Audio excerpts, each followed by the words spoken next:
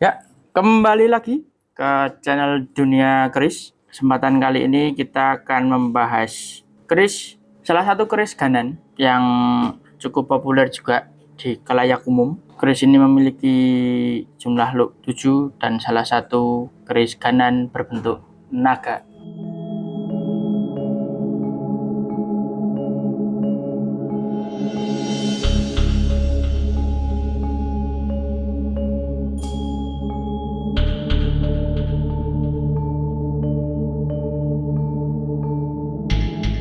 Ya, ini dia.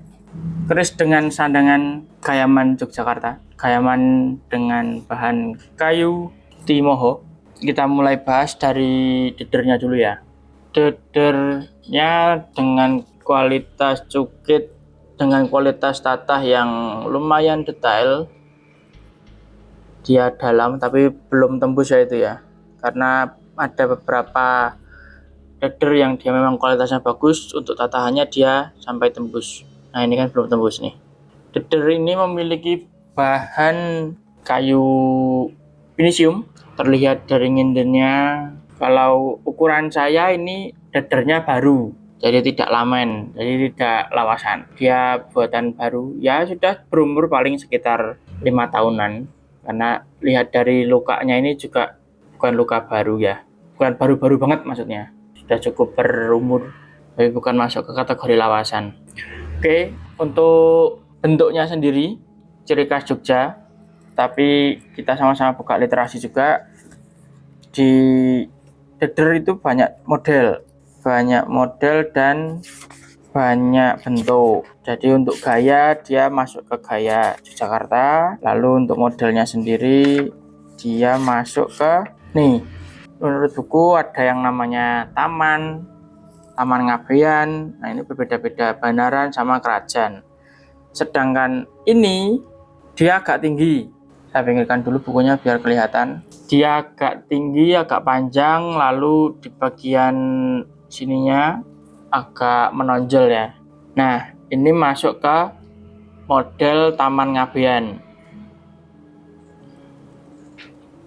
Itu, atau kalau ada yang orang Jogja dan paham dengan sandangan Jogja, kalau saya masih salah mengidentifikasi bisa dikoreksi, tidak masalah, kita sama-sama belajar. Oke, kita beralih ke bagian mendak. Mendaknya masuk baru juga. Mendaknya ini mendak cor ya, jadi bahannya bahan kuningan tapi model cor cetak yang dilapisi dengan warna perak, atau bahasanya sebutannya itu krom perak. Jadi bukan dengan perak asli, bukan perak murni, tapi dengan pewarna perak saja. Kita lanjut ke bagian pelokannya. Yang sudah saya sebutkan tadi, bahannya adalah bahan kayu Timoho. Gayamannya Gayaman Yogyakarta, dilengkapi dengan pendok polos, bunton polos, tanpa ada cukitan sama sekali depan belakang. Bahannya sendiri kuningan, kalau ini lamen. Untuk warangkanya sendiri juga lamen, dan ini untuk jinjingannya seperti ini. Presisi ya untuk jinjingannya sendiri. Jadi antara keris dengan warangkanya masuk dengan sempurna. Kita masuk ke pembahasan inti, di mana kita akan membahas isi dari warangka ini.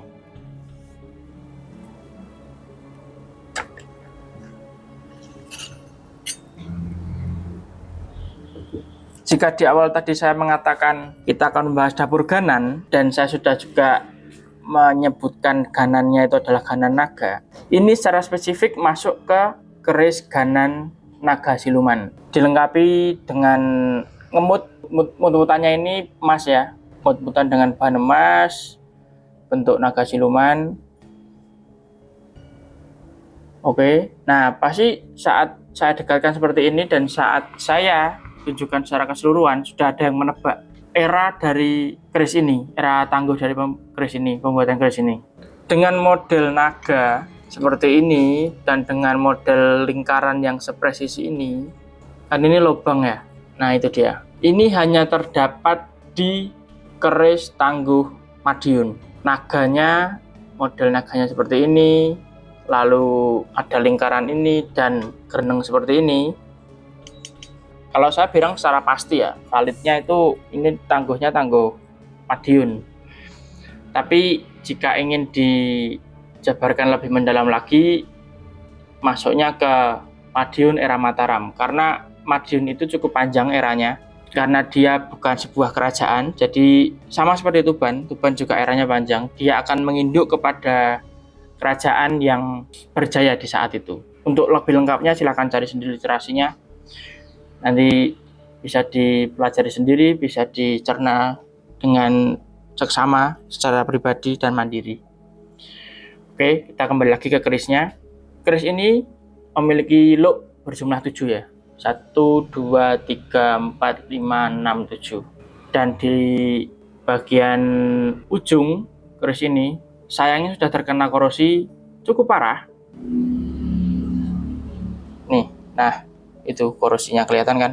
Asumsi saya kenapa kok bisa di atas dia korosi dan di bawah dia utuh, itu karena dahulu di saat penyimpanannya adalah di dalam warangka, lalu yang rusak itu warangkanya. Asumsi saya seperti itu, karena di bagian sini dia masih tergolong aman, lalu di bagian ujung dia sudah grepes. Nah, yang rusak warangkanya dan pasti terhimpit. Kayunya di dalam warangka itu menghimpit ke bilah keris bagian depan, bagian ujung. Asumsi saya demikian. Karena jika melihat bagian ujung ini lebih tipis daripada bagian bawah. Setengah bilah, 3/4 bilah ke bawah ini dia agak tebal. Nah, ini keris ini memiliki pamor kulit semangka ya. Walaupun dia terdapat motif atau bentuk, kalau saya lebih enaknya kalau seperti ini karena tidak jadi juga. Dan bingung mau dimasukkan kemana, kalau mau disebutkan pamornya ya lebih amannya ke kulit semangka. Walaupun kalau dilihat dari dol-dol bagian atas ini masih bisa masuk ke pamor Wahyu Tumurun.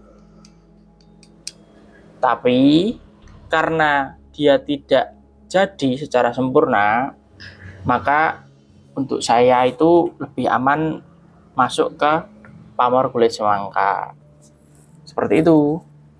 Tapi monggo, kalau ada yang pandangan lain juga tidak masalah, atau ada yang berpendapat lain juga tidak masalah. Oke, kita masuk ke dimensi keris ini ya. Keris ini memiliki panjang sekitar 35,5 cm dan panjang gonjo ini dari ujung sini ke belakang itu 8 cm. Tetapi ada kekurangan di bagian pesi. Ini sebentar saya bukakan dulu untuk pesinya.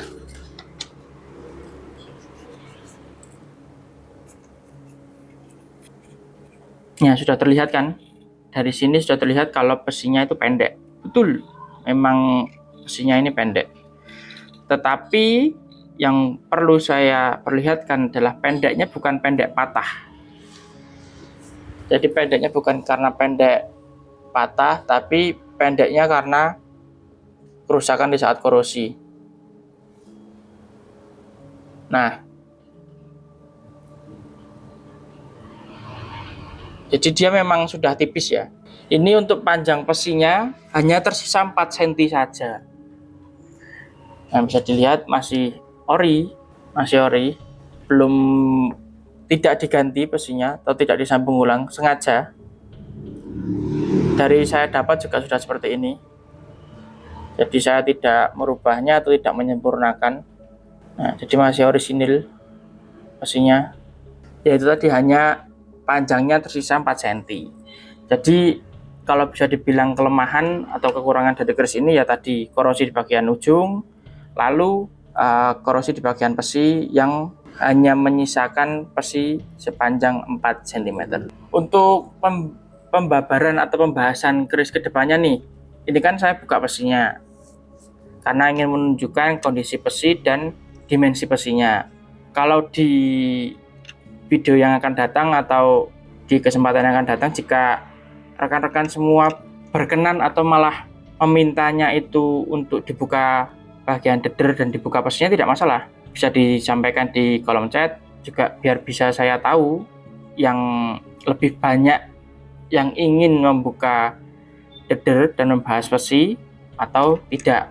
Jadi kalau yang di video sebelumnya itu saya tidak membuka besi, tidak membuka bagian deder. Nah, ini saya buka bagian deder karena ada kondisi khusus di mana panjang si besi ini tersisa 4 cm saja. Itu yang saya ingin sampaikan. Tapi jika kedepannya mungkin rekan-rekan di sini berkenan untuk membahas lebih lanjut perihal besi, ya bisa disampaikan. Nanti akan saya buka setiap kali saya membuat video dan membahas keris yang ada di segmen Blog Gosuto. Oke, ini sudah saya pasang. Kembali lagi ke kerisnya ya. Kita coba untuk meminyaki kerisnya, karena siapa tahu di saat diminyaki lebih terlihat lebih jelas dan lebih ketara lagi untuk karakteristik dan materialnya, kualitas materialnya.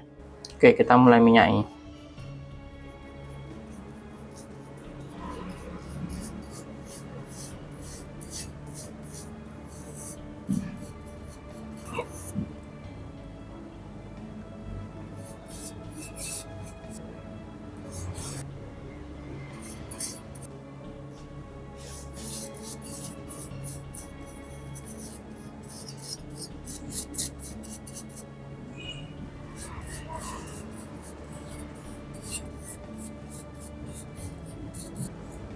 Oke, ini setelah diminyaki.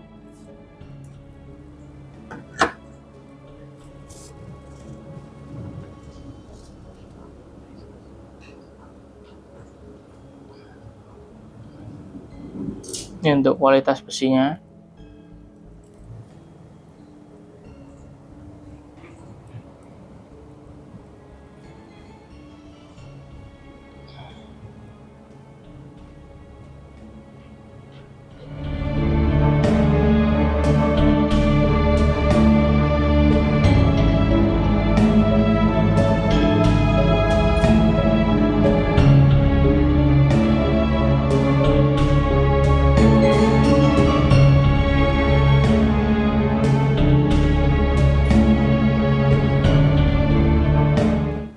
Ya, mungkin sekian untuk kesempatan pada video kali ini. Silahkan bagi rekan-rekan yang berkenan dan mau menerima keris ini apa adanya, dalam artikan dengan kondisi yang seperti ini, dan ingin mengalih rawatkan, monggo, tidak masalah.